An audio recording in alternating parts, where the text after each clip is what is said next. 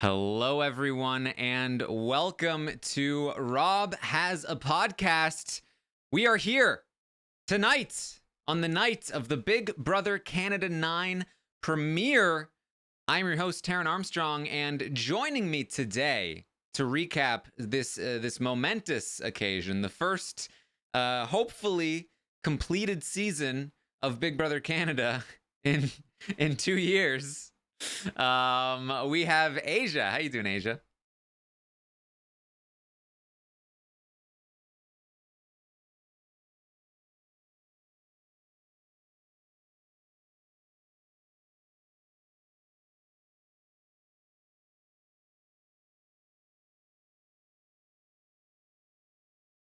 True. So I'm just happy to be here.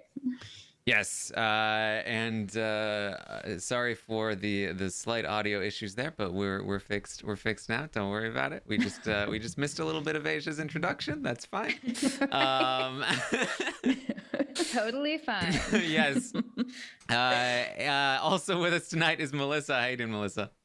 I'm doing great. I am so excited to be talking the premiere of Big Brother Canada. I can't tell you how much I've looked forward to this. And you know, it didn't disappoint. I think like it was interesting to see. I mean, I guess like we already had seen the intro videos, so we already knew that. We knew who the cast was going to be. I was interested to see, number one, are they adding additional cast members because there's only 14?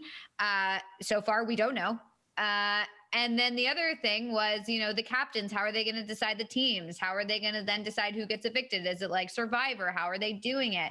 And so it was, you know, it answered all our questions, I think, for the most part, but it was very fun and I liked the competition. So very good overall premiere.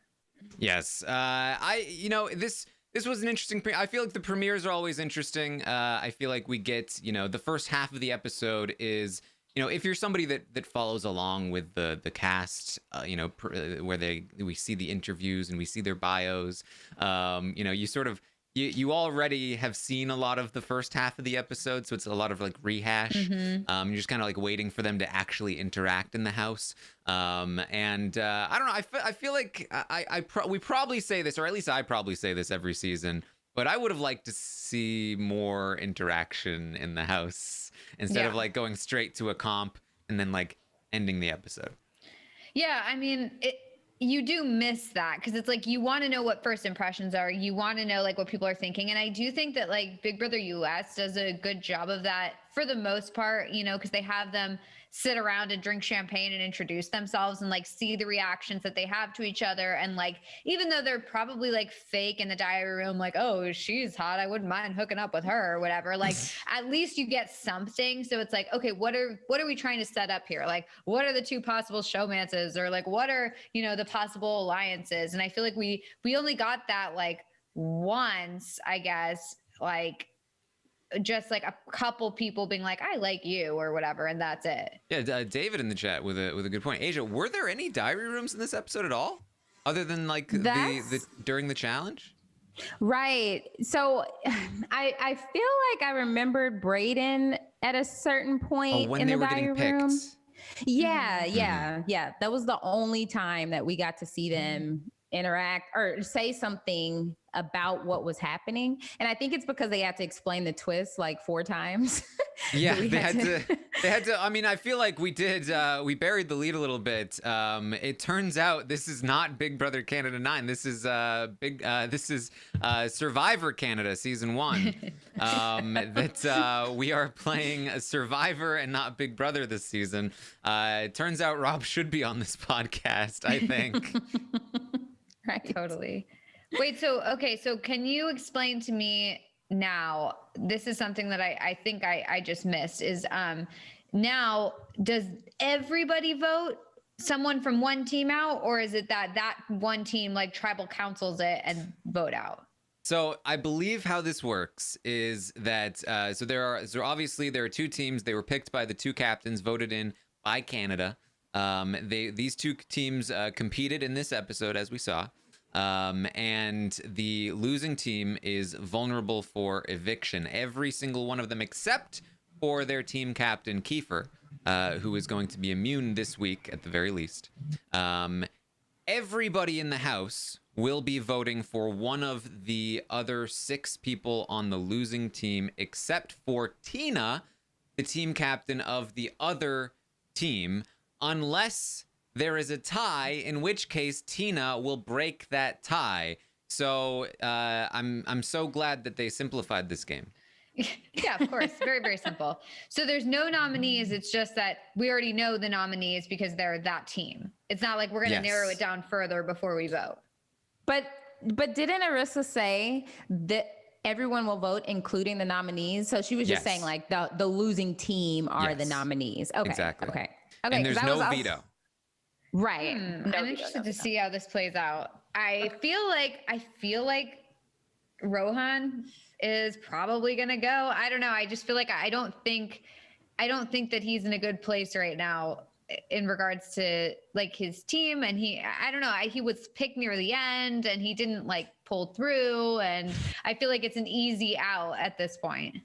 Yeah, it's so hard too because like Taran, like you said, no one is interacting with each other. So it's just like I was grasping at like, okay, undercover bros, like trying to see like who's saying something to each other. I'm like, oh, okay, I see Austin and Victoria in the bathroom. So it's like, I don't know. It's not until they spend a night there that we will really get to see, because Rohan seems like the type of guy that I would want to have a conversation with. So I think he may have just had a rough like first impression visually. Plus, I think part of it too is like, because I'm seeing in the chat, people are saying, yeah, but he lasted the longest. Doesn't that like, the longest on his team, doesn't that account for anything? And I think it does. But at the same time, it's like, yeah, but then he lost to Victoria. Whereas like with Brayden or somebody, it was like, well, we don't expect him to stay in this long. So this is like surprising and great. And we're happy for him. But Rohan, it's like, well, you should have beat her. And it's kind of like, I feel like that might be the mindset going into it. And plus, like, it doesn't seem like he's connecting with people. I mean, it's hard to say because it's like, we don't really know, but it did seem kind of like that. So I don't know. Yeah, I feel like, this all took place probably Saturday night. Today's Wednesday, the eviction is tomorrow. So there's been a lot of time for anything to happen. I feel like we probably have no idea. I feel like they have an entire, nearly a week to fit into tomorrow's eviction episode. We'll probably get 20 minutes of strategy to fill that out, and we'll then discover, I think, who's going to be in danger, because I really have no idea. I mean, I think there are all kinds of options, right? Let's list the 6 people that are up for eviction. Not that anyone will necessarily even be able to connect a face to the name yet. Jedson is up for eviction. Josh, Rohan, we have Latoya, Brayden, and one other person.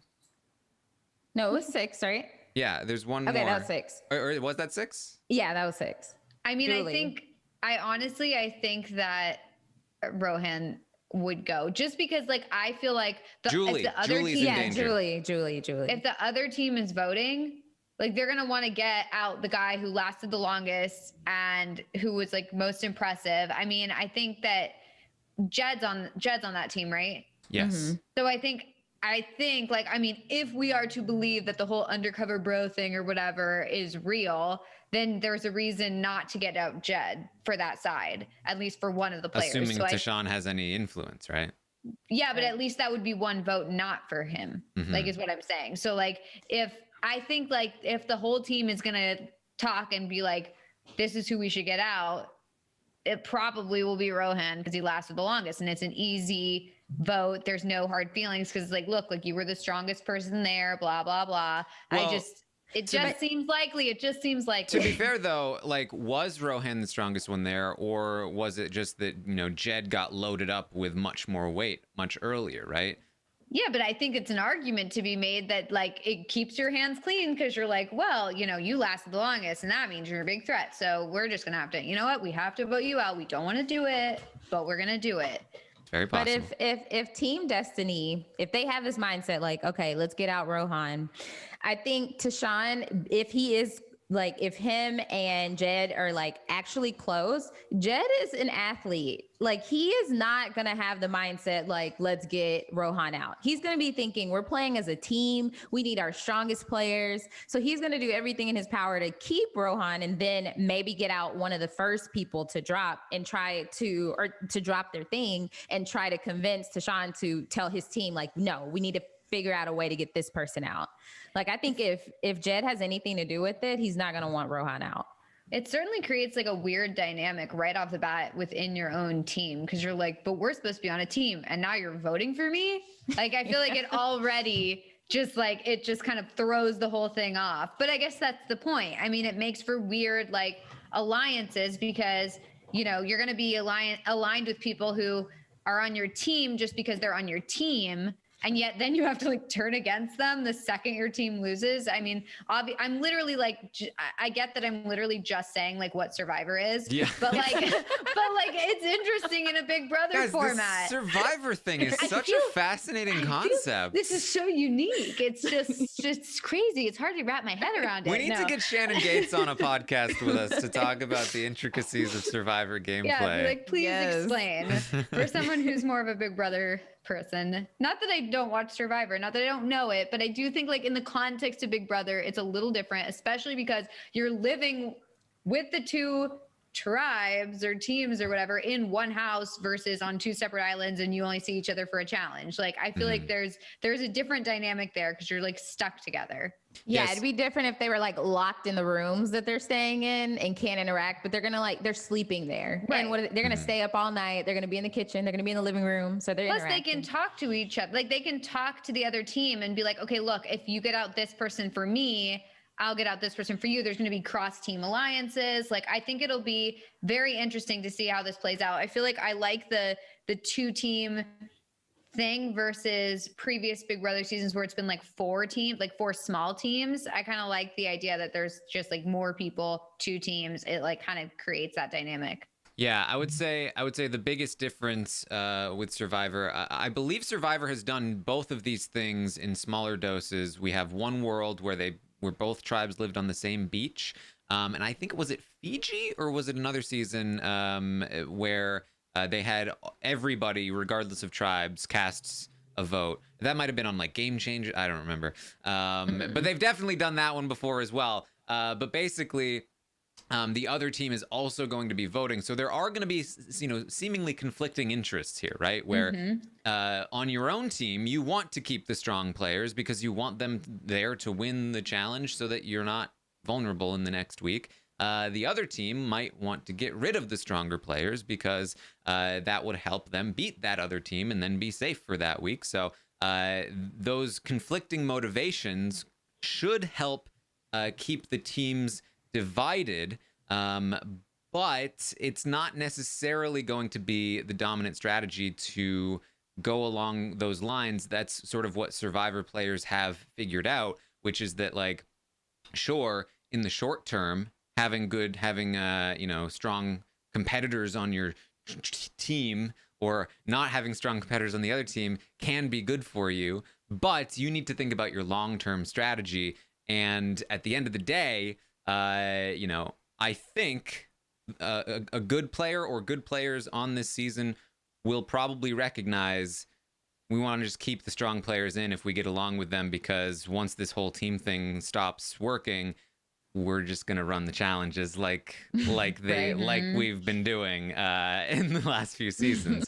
So that's what I would be expecting. I would expect Tashawn and Jed to get together and be like, hey, we got to protect the strong people. You might come for me this week, sure, but what happens if you do lose next week? They'll come for you. We need to stick together. They'll probably try to pull in Rohan as like, you lasted the longest, man. Like we don't want you out. They'll probably try to pull in, maybe they'll try to pull in Natalie for clutching that, or sorry, not Natalie. I keep calling her Natalie instead of Victoria. Pull in Victoria and be like, hey, you beasted that competition. We don't want you to go if you guys lose the next challenge. And so that I think is definitely a possibility. and the way that these are the sort of the twist is set up, I think we have a situation where the players who are not good in challenges are probably going to be seen as considerably less valuable than they even were in the previous version of the game, because they're now not contributing to the team. They're not only not winning for themselves, but they're not contributing to the team, Asia. Right, exactly. And it's so difficult though, because they may want to keep them around. Like, they may want to keep the weaker people around. Let's say that both teams get together and develop this strategy. Well, they may not want to send home the weakest person because they think, okay, the winning team, if we lose next week, we need to have somebody to kind of like campaign around. So it's such a fine, it really depends on who they listen to this week. Cause I'm trying to figure out, are they going to try to treat Tina like she's the HOH and listen to her opinion, what she has to say? Or are they going to see like, okay, we're a team, we're the winning team. Let's try to decide and then try to pull in Team Defender to see what they want to do. So I think it really depends on who wins. Your dog is adorable. Thank you. Yes, there's two of them back there now. But anyway, yeah, I was going to say that I think it's also interesting because, like, I mean, it could go either way. We really have no idea how this is going to play out, but it seems to me like this is a good way to make it so that there's not just like one dominant alliance where then they just pick off all of like the stragglers who haven't really formed a group, because it's like there's two teams set up right there. And it's not just like one big alliance. However, like, you know, Taran was just kind of giving a scenario where there would be a dominant alliance. It's like if all the strong people come together and decide like, we're strong, we're going to work together. And so I would hope that's not the case, but you know, I guess we'll just have to see how it plays out, because it honestly could go either way. Yeah. I mean, at the end of the day, when you have everybody voting, it's still going to be the best strategy to get a majority of people together to protect yourselves, regardless of which team ends up losing. So I think I see what they're going for here. I think it's possible that it could work. But I would not be too surprised if the feeds turn on tomorrow night and there's some kind of inter-team alliance of, you know, popular kids. Well, also, yeah, I feel like we should brace ourselves for that, because I feel like we always turn on the feeds and then we're so disappointed when we're like, no, how did this happen already? So, you know, we just have to assume that that's already going to be in place, so we're not sad when we turn on the feeds. Right. And I automatically assume it's going to be some variation of like Tashawn, Jed, Victoria, and then pulling in people from there. Yeah. Austin. Yeah. And then it's going to be crazy that Austin is in there, given that she got out first. But like you said, it's just the pretty people. So they're just like, oh, naturally, you know, she's going to come in. All the models. Right. All the models. So many models. Anyone who's done any sort of side modeling in their life, they're invited. Look, guys, the heart wants what the heart wants. No, we have to say it together at the same time. All right, are we ready? Ready? 3. The heart. Oh, Asia, we're just not meant for each other. It's just not right. It's just not right. We would not be cast on the same season. There's no showman's potential. They could never splice it together. Oh boy. Oh man. My first thought when they showed that in the intro, it was Jed and was it Beth? Or was it Austin? I think it was Austin. It might have been Austin. Yeah. Yeah, it was Austin. It was Austin. Yeah. I'll be honest, I didn't pay totally too much attention to all the intro packages, just because I was like, yeah, I've seen all this stuff. Yeah. But I do want to say, like, I know I already said this in the draft, but I just want to like reiterate that, like, I loved the intro packages this year. I felt like they were so much more natural and so much more, you got like more their personality. You got to know them more. You got to see where they're from. I feel like them standing in a black box, you know, just like making faces and posing is not like, it doesn't do it for me. So you were a huge fan of the TikToks. I don't know. I think I might be too old for TikTok. I don't know. It's a lot of pointing and just like smiling. Yeah. So, you know, I could do that, but you know, I mean, we're TikTok masters at this point. I feel like I didn't learn anything from the TikToks, so it really wasn't for me, but I certainly watched. So, you know, they got those views. So I guess that's good. Yes. I mean, I think I can't remember a season of Big Brother Canada or Big Brother US in the last few seasons. Maybe the All-Star season, because it doesn't really, there weren't many showmans. Yeah, we said that, and then look how that turned out. Yeah, true love. But there's always some kind of pre-packaged, like in the intro packages, there's some kind of thing where it's like, well, I want a man that's tall, dark, and handsome. I'm tall, dark, and handsome. Okay, we get it. You're trying. I get how proud you are of all the married couples in Big Brother around the cast. Like, how often do those people that get matched up actually match up, though? Very rarely. Very rarely. And it's like, even if you go back and watch those first episodes of like, oh, this person is hot, that's not the one they end up in a showmance with. But they tried to do it with Beth and Kyle. And I was like, oh, that was I was like, that was either a last minute decision or the same thing would have happened with the other guy. So that was funny.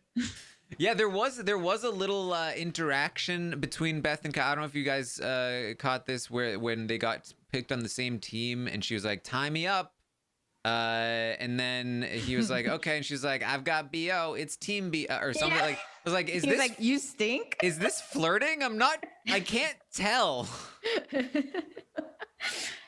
You're like, I think this is good. He was so confused. He was like, wait, you stink? Yeah, this is flirting COVID time. This is nobody knows how to do it anymore. Yeah. Did you see that Saturday Night Live skit where they went on the first date after COVID and then just everyone has no idea what they're doing? And I was like, yep, that's it. That's how it's going to be. They're like, we got to dance to this song. And they start playing Take Me Out to the Ball Game. And they're like, the classic slow dance. There you go. Yeah, that's basically what it is. What did we think of the order of the schoolyard pick here? Where I don't remember the exact. Obviously, Tashawn and Jed. I mean, they're both just these massive guys. I didn't know they were like about the same height too. Like they go 1 and 2. Beyond that, I didn't recall exactly the order, but we ended up getting down to. I think the last 4 were like Julie, Rohan, Braden, and Victoria, something like that. It's funny because I thought I have the order. For Team Destiny, it was Tashawn, then Victoria, Kyle, Beth, Tara, and Austin. And then for Team Defender, it was Jed, Latoya, Josh, Julie, Rohan, and Braden. It's funny because when I first saw the teams, I was like, oh, Braden actually got on a really good team. His team is the strongest team. They're going to win for sure. And then they lost. So really, I have no idea what's going on. But I really did. It did seem to me like that was the stronger team. Just because like the people in it seemed, they're really athletic. I mean, at the same time, it's Big Brother and we don't know if the competitions will be super physical or super mental. Like, I really don't know. It could, be a wide variety of things. However, it does seem like the teams are a little uneven, maybe, at least from my perspective, but they lost. So maybe I don't know anything. Yeah, I mean, honestly, I feel like the loss is probably, most on Kiefer as the person who is in charge of, divvying up the weight. I think both teams are probably about equally capable of holding weight. I think the crux of that entire competition is how do you distribute that weight? Who do you put it on when? That's a very it's a survivor tactic. It's a survivor challenge.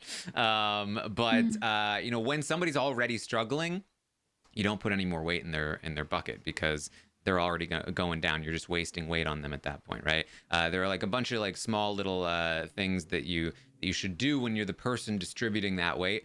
And the fact that the Kiefer's team kind of stumbles out to me was like, okay, massive kudos to Victoria, but also Kiefer probably dropped the ball here most.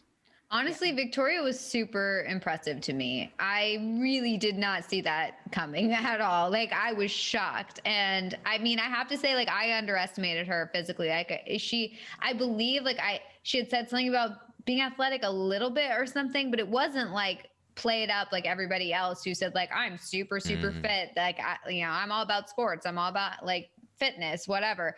And so I really didn't see it coming, and good for her. That was really good. Yeah, I was so impressed. I was like, okay, because I did not picture her being the physical threat by any means. And I thought she was just gonna be one of the pretty people, hang out with the girly girls, and like her social game is what she was gonna try to lean on. Even though I thought she's a lot, like her personality is huge. So I was like, okay, that's either gonna be like a hit or miss once she gets in the house. But then for her to be the last one, like I thought LaToya had it in the bag. She's awesome to me. Like if I had to pick a winner right now, like I'm all in on her. But like I saw her biceps popping out. I was like, oh, she's good. But then here comes Victoria. I think it's good for LaToya that she did not do very well, just because like my worry for her coming in was like, there's no way she's going to be able to hide that she's a physical threat. I mean, like she was saying she's going to come in and, be, not say she's a police officer, say that she's a fashion designer, which is great. And I love that idea. But then I was thinking to myself, like, yeah, but she's not gonna be able to hide how fit she is. Like, she's not gonna be able to hide that aspect of her. But, I think that this works out well for her. Like, honestly, like it's a double-edged sword, because it's like, you don't want to be the weak one, but at the same time, like you kind of do, at least in the beginning. Yeah, just don't underestimate the roller skaters. It's true. Skating is hard. Yeah. Yes, that was definitely interesting. So we get this challenge. The Kiefer's team has lost. We did have an interesting moment where Kiefer and Tina are the first people in the house. They then are going to watch the other people come in. They can't listen.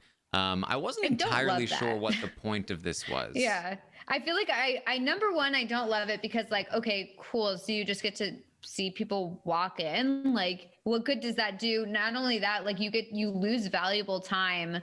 Like, I mean, I guess like if you can hear them, then it's like, okay, maybe you can hear secret alliances being formed. Like that's beneficial. But like, if you can't hear them and you just see them, then they're forming small alliances, or they're forming bonds, even just initial bonds without you.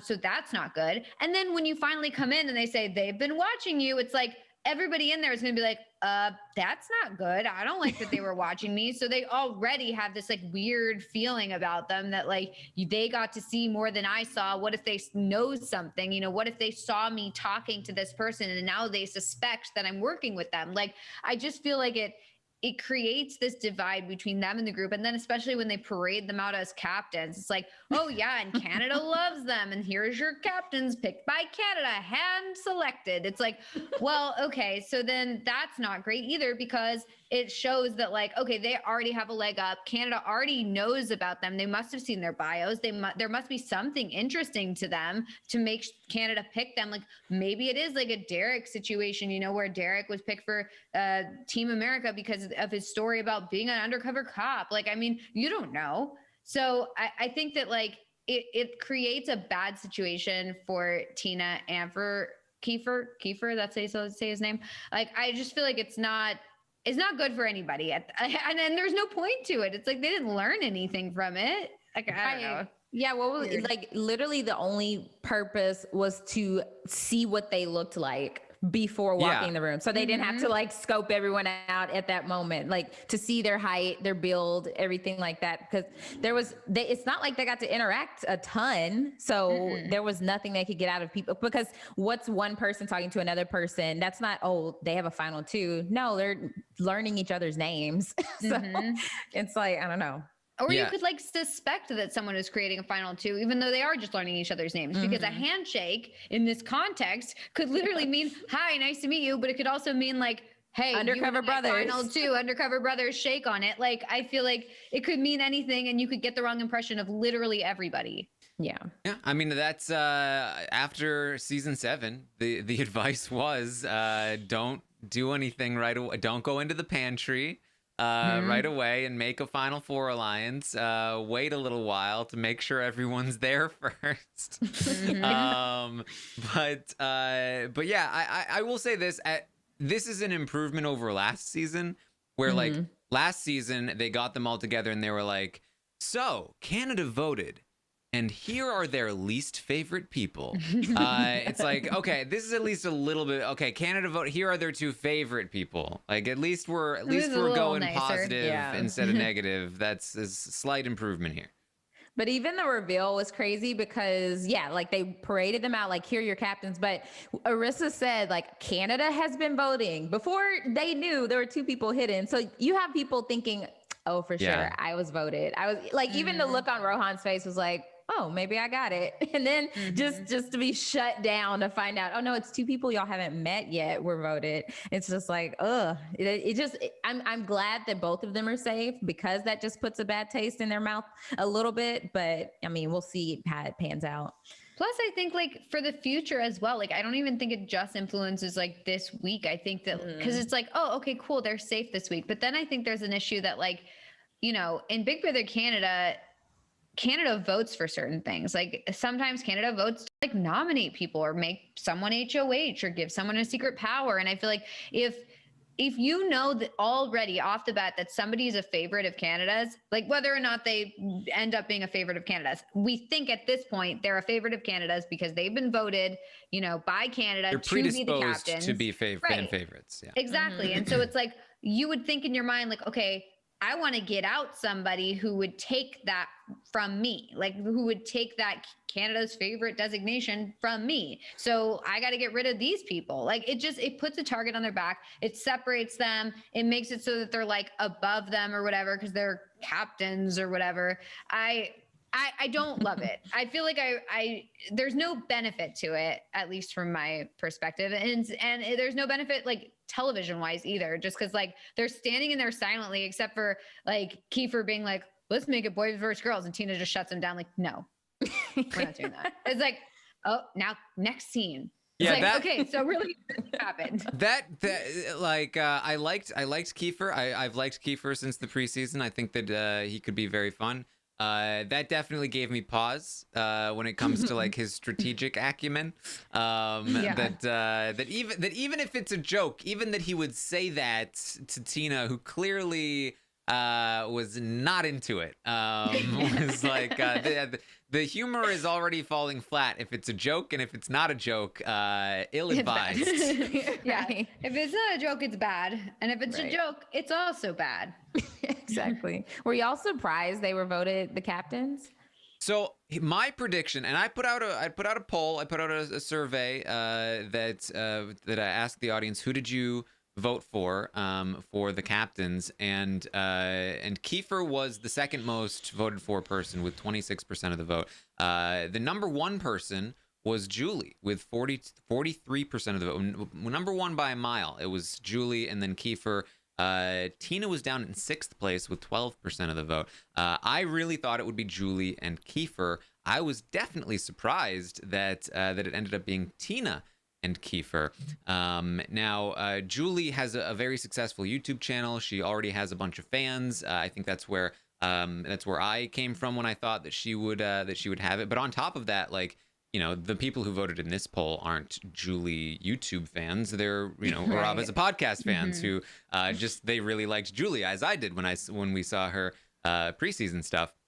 However, you know, I was streaming during the episode. People did remind me that Tina is a newfie, and they tend to have a big swelling of support in Canada. You can't ever discount the regional backing in Canada. It's hilarious because like when she introduced herself, she was like, I'm from Newfoundland. I was like, oh, a Newfie. And I'm like, I'm not Canadian. How do I know this? You're like, I have no idea what we're talking about. Exactly. Yeah, no, it's weird because it's like I can literally not imagine a situation where I'm like, oh, they're from California. I have to vote for them. Like, there's like none of that here. Yeah. It's just very funny. I will have to say, like, I was surprised to see Tina. I wasn't so surprised to see Kiefer just because I felt like he had like the personality in his intro video that like I could see people being like, this guy seems fun. I'm going to vote for him. Tina, I didn't quite get that. I just got like a nice vibe from her, like just nice. I didn't quite get like fun or exciting or anything like that. I was thinking maybe like Austin. Like I totally understood like the Julie thing, because I was like, I didn't know at the time that she had like a big YouTube following when I was thinking about it. So my initial thought was probably Austin, just because I was hearing a lot of good things about her right off the bat. And so I was like, oh, okay, like that seems likely. But I was shocked about Tina. I really didn't see that coming. Yeah, and I don't want to discount Tina either. I think she had a great intro, and I think she seemed like I was a big fan of Tina coming in. So I think, you know, on top of being a newfie, that she's also seems like a very rootable character from what we've seen so far. So of the people that weren't Julie, I wasn't super surprised that it was Tina. Yeah. I mean, I think she was very like nice and likable and everything in her intro, and I liked her a lot after watching it. However, I didn't like her in like a big brother sense, I guess. I just didn't see like the fight in her. I felt like she was kind of like, I want to go there and have a good time, and I want to show people that, you know, I'm nice and be liked. You know, it's like I didn't quite get like, I'm there to win. So for me, it kind of fell flat, but that's just because like I look for like people who are just like, I'm gonna win. So I don't know. Yeah. So Josh was an interesting one for me because he had such a strange intro. And he walks into the house, and he's instead of like the long sort of dangling hair with the single light bulb talking about simulations, he's dressed up in a suit. He's got his hair slicked back. And I'm still just trying to figure out like who exactly is Josh. I still don't know. I'm interested in Josh. I'm intrigued by Josh. I feel like I really liked his intro video. I felt like it was different. It's not something we usually see.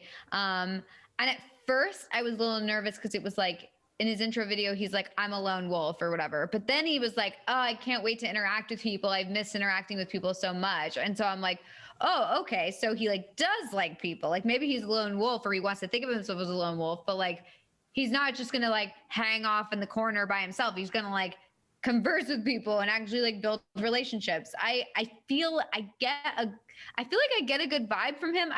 I'm scared. I feel I've been burned too much to say this. Like, I feel like Big Brother has burned me so much that I'm so wary of being like, this guy's great going into it, because like they always end up being terrors. And, you know, someone's going to like screen cap this or whatever and be like, Melissa said that she liked Josh. But at this point, I feel good about Josh, and I'm hopeful that it stays that way. See, I'm so nervous that, like, okay, he says he's a lone wolf, but I fear that he might be the one that they rally against to vote out, because I don't know. I hope not. Yeah, fingers crossed. I really hope not, because I think his vibe is great. I think that it would be really nice to see his personality type in the house, and just, he doesn't seem like he's going to try to be over the top, or he just seems like a very real person, someone like relatable, because he's a real person. But I just because we didn't get to see him interact with a lot of people, I'm just really nervous that he hasn't had enough time to develop relationships to stay. How long do you think they're going to keep up this captains thing? Because, like, I mean, isn't the whole point of Big Brother to have like an HOH and everything and like kind of do it that way? I mean, I guess they could like totally change the format and just have teams the whole time, but it does seem like it reminds me of those Big Brother US twists or whatever, where it's like, you think, oh my God, the whole game has been changed, and they only do it for like the first like 2 weeks or 3 weeks, and then they forget about it and it's never mentioned again. So I don't know. I mean, I think Arissa said for the first few weeks. So, you know, hopefully that means 2, 3 max, I guess. Yeah. Because they're not going to just do it for 2, but maybe 3 max. That would be great. Right. So that we can start watching Big Brother instead of Survivor. How do you think that captains will be picked? Well, that's the thing. Are we going to get new captains every week? Is that?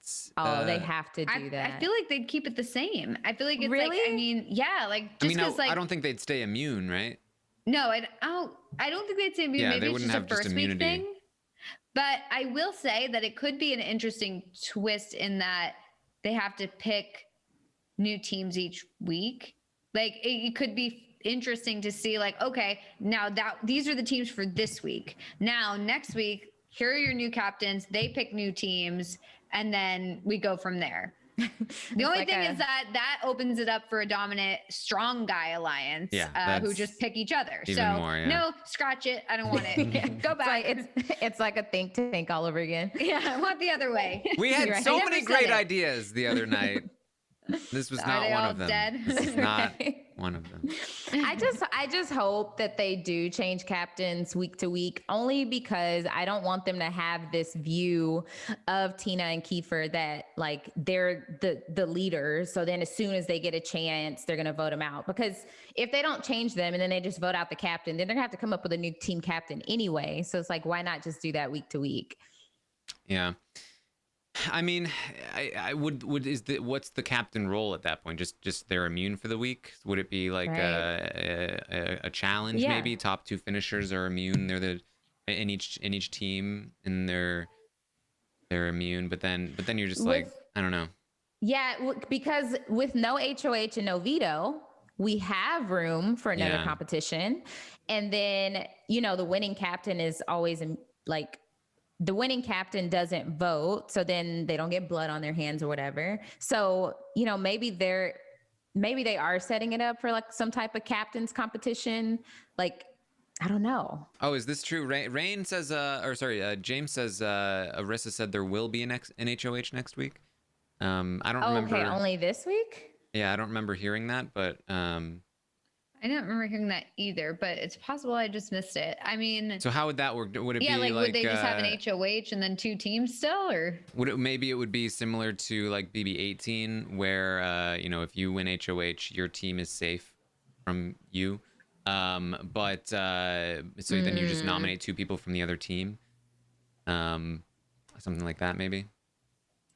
Yeah, it's going to be interesting to see how this whole teams thing plays out. I feel like we're already confused, but it's so funny since they spent so much time explaining it, but we're still scratching our heads. We just are so used to our classic Big Brother, right? Our HOH, our veto, HOH and veto next week. She just specified no HOH or veto this week. I mean, it makes. I guess, okay, so if I was thinking, and I always do this, but I was thinking they were creating this twist with a game balance in mind, but I think instead they just made it this way because there's no time for a veto in 2 episodes if there's going to be an eviction on Thursday, so... Well, how long did they do that? Like, what was it? The heaven and hell thing where it was like... It was just the first week. Yeah, see, that's what I'm wondering is maybe it is just the first week. Like maybe it is just we want to see these teams be formed and then maybe people have bonds with each other, or maybe this is a way to keep fan favorites safe the first week, like who knows? I mean, there's a bunch of things they can do with teams. They don't have to stick to half the cast is immune every week, which I think is really lame. So, I mean, could you imagine if if this lasts 3 to 4 weeks, if the same team is immune every week, it's a pagonging, right? That would be a disaster. So hopefully the idea is that this is the week 1 team twist. But next week there will be an HOH and teams will be moderately involved in some way, but it's not going to be like half the cast is immune. Hopefully that would be great. Right. Yeah. Maybe because I was thinking maybe that would be too much power if like the winning team only competes for HOH, because then they would be safe yet again. If 7 people are immune for a month in Big Brother, like what? Exactly. Yeah. It's so funny because it reminds me of, I was watching the episode and my roommate's like super, super, super casual, like watches it only if she's in the room.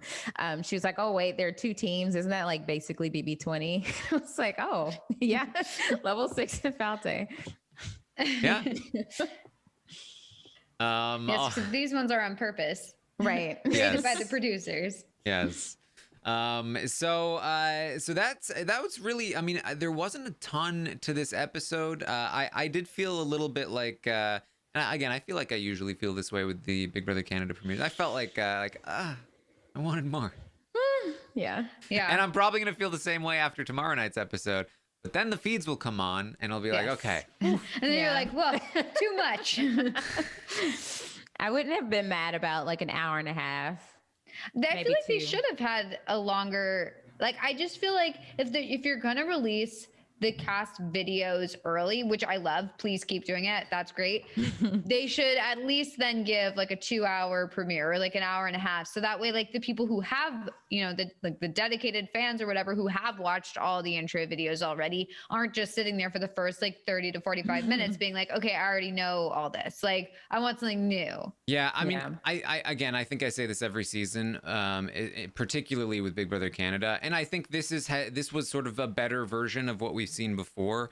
But we're getting diary rooms from Braden during the competition saying the stakes have never been higher.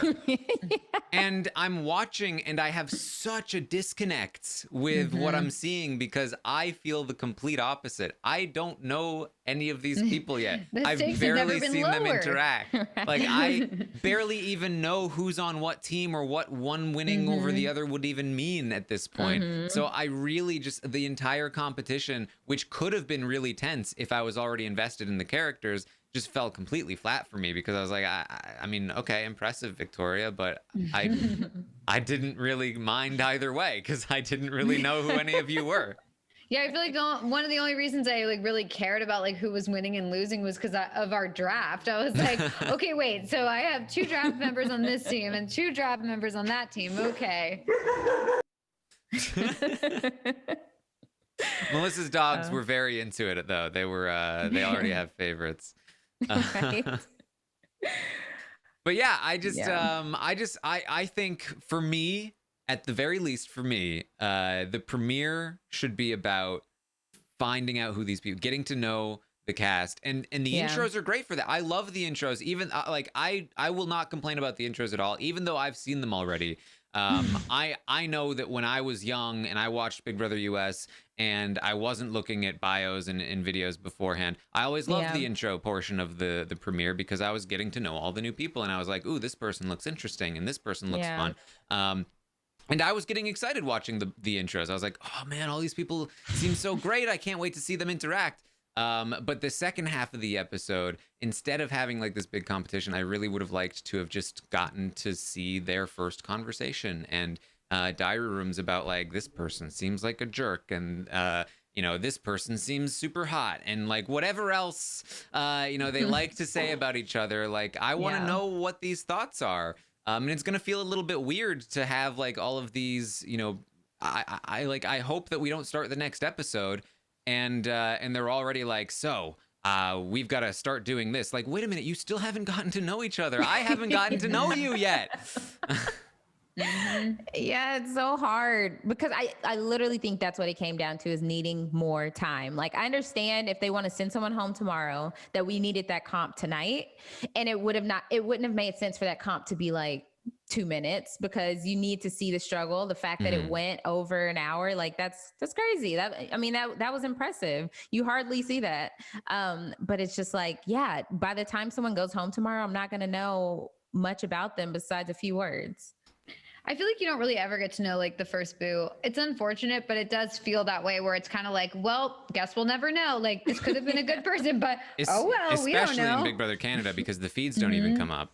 Yeah, exactly. So we have no idea. Yep. They just leave and then that's that. And then, you just are like, well, we'll never know who they could have been. Imagine if we had missed out on, like Summer of Steve or Jace BB17. Like, imagine if we had missed the Jace Steve moment. Like, these are all the things that Big Brother Canada is just leaving on the table with their first week coverage. Somebody else had a good point in the chat as well, which is that like Survivor has a 42-minute episode premiere. Sometimes they'll do 2 hours, and that's always great. But they have had 1 hour episode premieres where they introduce a bigger cast, and they have at least one challenge, sometimes 2, and they have an elimination all in one episode, same time frame, and you usually have a much better set. You've usually gotten to know the players a lot better than I think you get to see them interact. You get to see them communicate. You get to see their personalities. You get to see some strategy. What is it about the Big Brother Canada that they can't fit anything into this episode? You know? I know. It's like, how do they master that? It's well, one, we get to know the Survivor players on the island. Mm-hmm. You know, it's not like we have these intro videos that we have to spend 20 minutes on for the episode. So that could be one thing. Like, we get to know them throughout the episode. You know, it's not all the time just up front. So I don't know. Yeah, they got to figure it out. I mean, again, like, don't get me wrong. Like, I'm a much bigger fan of 2-hour premieres for Survivor. I often come out of Survivor premieres barely knowing half the cast, but at least I kind of know some of the cast, right? And they fit much more into the episode, and I think they get more out of it. So, you know, it's just you know, things that I'll continue to talk about every premiere until they start to get it right, which will be never. But it's still exciting. I'm very excited about this cast. I really want to see them interact. I think something that we need to talk about is we need to make predictions and like where do we think we want this to go? Because here's the fun part about tonight is that we're gonna be like, well, please do not let this person go home. That would devastate me. Hopefully this person ends up going home, and then the feeds will come on and we'll be like. Yeah. So about that, that person can go actually. I know. I imagine the feeds are gonna come on, and the first conversation gonna be like, "Yeah, so we're pretty decided on LaToya going, right?" Yeah, and you'll be like, "No," and then you'll watch her, and you'll be like, "Ah, you know what? Fine." Like, she's not talking to anybody. Yeah. I don't get it.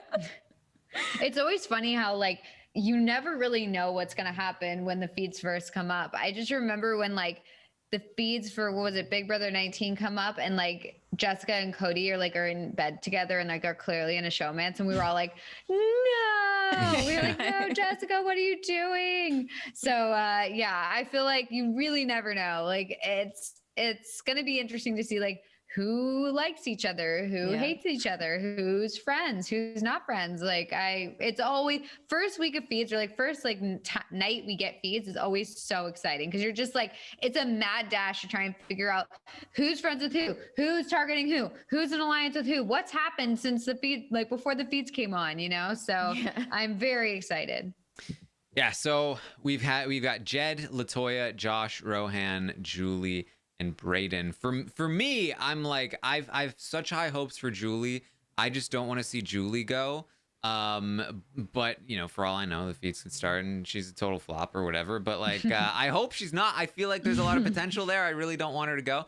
But then I look at everyone else, and there's something that I'm hopeful for in every player. Like Jed, I'm hoping that I love this connection he's making with Tashawn. I'm really curious to see how it plays out. Will he just be like an alpha bro that runs the popular kids alliance, or will he be like a strategic force in the house? Like, I'm really interested to know how that plays out. LaToya is such an interesting character. I would love to see. I think there's a lot of potential there. Josh is so confusing. I want to know who he is before I want to say that I'm willing to let him go. Rohan is this guy that's like playing up this like, I'm gonna be a mastermind, I'm gonna play hard, and I always love that. But he could end up flopping, and then at that point I'll be like, okay, fine. But and then Brayden, who I think is just gonna be so much fun, and definitely could be a dark horse. I feel like I'm just seeing upsides in every single one of them. Like, I don't want to lose any of them yet. Like, I don't even know them yet. No, totally. I mean, this is like one of the first seasons, I would say, that I'm excited about every single person on the cast. I feel like usually there's at least like one or two people who I'm like, they can go. I like don't care. Just let them go. They can be with the first boot. I don't care. But I feel like in this situation, I could see everybody doing well. It really just depends. So, I'm hopeful. for the season. I am excited. I feel like really good things could come this season. We just have to see. Yeah. That's why I was rooting for this team, because of that. There's upside to every single person, where if I look at the other team, I'm like, Kyle, I mean, Beth, okay. I just felt a little bit more indifferent about a couple more people on the other team than this one. Yeah, I would say if I had to choose between Destiny and Defender, I'd probably pick Defender. Yeah. Yeah. So pulling for them next week if they are still a team at that point. Yeah. I mean, if I still feel the same way about them. True. Yeah. If they don't reveal themselves to be other kinds of people than we imagine. But yeah, I mean, that's kind of what we have today. There's not a whole lot else to talk about here. Unless you've got anything else, Melissa. Nope. I think we basically covered it. I mean, we talked a lot about the cast in the draft, so I feel like we covered the cast members themselves, or at least what we know of them so far. I think like the key is just going to be, how it plays out once feeds come on. I just like that'll change everything. So I'm very excited to see it. Yeah, there were a couple things I wanted to point out. That Arissa looked amazing as usual. Yeah. She was serving us all kinds of leg. I'm like, I need to go do some squats so I can have her legs. And I mean, I could immediately feel the Arissa influence. Maybe this is what you're about to talk about, but talking about the land that the house was on, I was like, this is such like this is definitely like an Arissa influence thing. I loved that. Yes, that was so awesome. And then just like, yeah, when have they ever taken time to point that out? So that was amazing. And then just the production value, just every season blows the US out of the water. Like it was that intro, I felt like I was watching this like amazing like action-packed movie, like getting ready to start. It gave me all the feels. So I love the production value of this of Big Brother Canada. But one person we didn't really talk about was Tara. I just thought that was cute in her intro package when she was talking about her, she was practicing being HOH with her kids. Yeah. that was very cute. But I love Arissa so much. I just feel like she brings so much to the show. She's clearly a fan, and it shows. It's like she follows along. She's one of us, essentially, that's what it feels like. And so, I just think she's so great, and it can't be said enough. Yeah. What did you guys think of the house? I know we had pictures beforehand, but this is our first chance of like really seeing the house in action. I have to say, I like, probably everybody disagrees with me on this, but like I never like the Canada house or the US house. I just feel like I always want it to just look like a nice house. Like, I'm with you. Okay, thank you. Okay, good. I'm not alone. I haven't always like I'm okay with like some weird themes here and there, but like I was streaming with Bruno and Kevin last night, and then Bruno went and watched an episode of Big Brother Canada 1. And I saw that house, and it just looked like a house, and it just was so nostalgic. It was just like, oh, they're actually living in a place that looks like a place. Like, give us some like nice mid-century modern, like, a nice, modern farmhouse. I just feel like I want a nice house that I'm like, ooh, I'd love to live there. That looks beautiful. But instead I'm like, thank God I don't live in this stuff. Like that is like, honestly, it's like, it looks like crazy, but it's like, I don't necessarily want to see crazy. It's also distracting for the eyes. Sometimes it hurts. It's just like when you're watching feeds all day and it's just like bright red and bright white. It's like, oh, okay, this is too much. This is a lot. I don't know. I like a normal house. I know that's like boring or whatever, but I like a normal house. Sue me. The only thing I love is the ball pit. I mean, I just want to see them in there. I know they're probably going to have fun with it. It's probably going to be less and less balls as the day goes on. Yeah.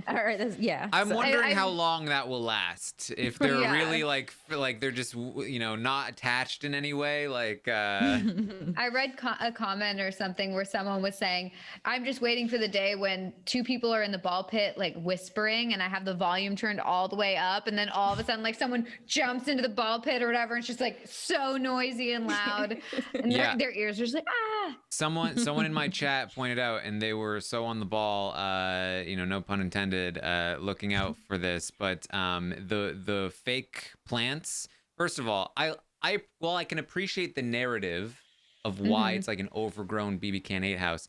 I don't love the overgrown look. I think it could be done right, but it's just a bunch of fake looking plants everywhere. I didn't think it looked very great. And on top of that, they're making some noise. There's a lot of like rustling happening when people are like walking into them, and they're moving and they're blowing. It's I'm a little concerned.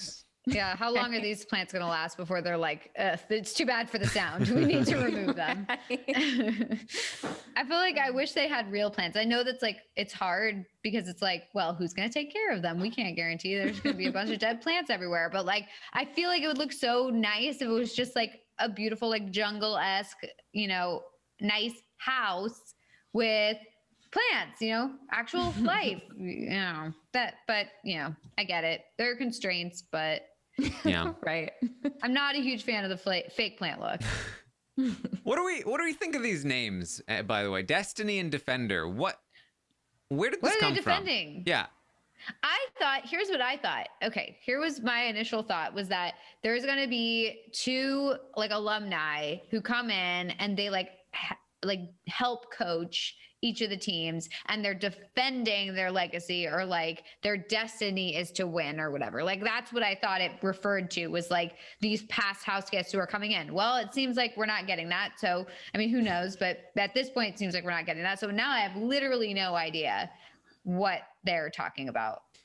Yeah, I see Puya in the chat suggested Destiny and Prophecy. He's not a huge fan of Defender. Well, Defender's like defending what? You haven't won anything. Yeah. Like you guys, you're not a winner. Yeah, I don't know. They're also like, they're different kinds of words. Like right, Defender they're not in the same is category. Yeah, like Defender is like a description of a person, and Destiny is like its own thing. Like it's like maybe Defenders and Challengers, and then Destiny and something else. Yeah. Like, it doesn't make sense. They just both start with a D. That's literally it. They're not in the same arena of type of words. Yeah, they just like went and looked up dictionary words that start with a D. And they're like, this works, I think. D-E. Okay, we have a D-F. Okay, and a D-E-S. Cool. I mean, is this going to be incorporated into the twist somehow, where like the Destiny team gets like some sort of like, I don't know, future attack power, and the Defenders get some kind of like present defending power? I don't know, like what? I like Puya's comment in the chat. It's like, all right, we got two teams. It's the Onions and the Hair Combs. Just like two random names. It's like, I love onions. And what do? You brush your hair. Oh, love it. Right. We have our teams. Oh gosh. Yeah, it feels like they were like, all right, here we go. We need team names. Okay, here's one. Destiny. Oh, that's a great name. Team Destiny. That's awesome. All right, Team Destiny. What do we do for the other name though? It's gonna fit into the theme of Destiny, right? What fits into the theme of Destiny, but it's like the opposite of Destiny? Like, no, that's lame. How else can we fit it? Oh, the same letter, maybe? Right. The sound is similar. Yeah, like a DE kind of thing, like Defender. And they're like the Deliberators. No. That's not gonna work. No, we can do better. Defender of Destinies. Like maybe we'll come to understand it later. I don't know. Just seems. Look, if they have a Hodor moment later in the season, I'll give them major props. But I think this is why. Yeah, I think I think what's most likely going to happen is that these teams will dissolve and nothing will ever come of Destiny and Defender, and we'll never know why. It's just a mystery, a classic Big Brother Canada mystery. Yeah. Unless there's still a chance that two people from a past season come in and they try to incorporate it into the team names, where the person who's going to Destiny is trying to like, have a different destiny in the game, and the defender is trying to defend how well they did in the game. Maybe. See, Anonymous in the chat just suggested Destiny and Legacy as better names, and I feel like that is such a better name. It like makes more sense. Yeah. It's like you're trying to fulfill your destiny, or you're trying to like seal your legacy, or like secure your legacy. It's like those make sense to me. But Defender, it's like, well, what are you haven't done anything yet. So what are you? We could get it. We could talk about this like all day. It's just like how it doesn't make any sense. But I feel like it's like, what's the point? Yeah. All right. Well, I believe that's what we have for you tonight. Then, it was an interesting premiere. I'm definitely very excited for. Hopefully we get something good tomorrow night. But really, what I'm looking for are the live feeds when they start up. What kind of game we will be looking at, again, I'm excited about this cast. I'm excited about this season. I think the fact that you can already sort of feel Arissa's influence in many ways is a really great thing. So that's what we've got. Aysha, any final thoughts? I'm so excited for the season. I'm just glad to have a Big Brother season back, specifically Big Brother Canada, because I always feel like it gives me a little something different than Big Brother US. So I'm excited. I love Arissa. I'm already loving what she's doing with the season, like you said. So I'm ready for the season. All right, Melissa. I'm just super happy that we have another season. I'm super excited to talk about it. I feel like last season just kind of ended abruptly, and it's really nice to have it back. Yes, for sure. So glad to be back for sure. Tomorrow night we will be live after the episode to recap tomorrow night's episode, and then Monday Rob will be here to talk about the Monday night episode. Tuesday night will be our first Roundtable podcast. The Stock Watch will be in session. We'll be buying and selling all of the players, trading their future, their destinies, and figuring out which one is going to do well. So be excited for that. And that's what we've got. Thank you guys so much for hanging out with us. You can find me on Twitch, twitch.tv/Taran Armstrong. I was live during the episode to watch with you guys. And I'll also be live to watch the feeds when that happens, and all sorts of stuff on Twitch. Aysha, where can people find you? You can find me on Twitter at Aysha like Asia. So it's AYSHA like ASIA. And you can, it's a little tongue twister. You can also find me over on reality TV wrap ups. Well, probably where you found this podcast. I am talking about Married at First Sight this season. We're talking about season 12. It's a very interesting show. You never checked it out. Amy and I from the Bachelor wrap up, we break it all down. So you don't even have to watch the episode. You just hear it all from us. And it's a hoot. So definitely go check that out. All right, Melissa. You can find me at on all social media platforms at It's Melissa with 3 A's. You make me do it myself this time. It's right there. They can see it now if they're watching the video. Oh, you're right. Well, yes, that's where I am. All social media. There you go. Thanks again so much for joining us tonight, and see you all next time.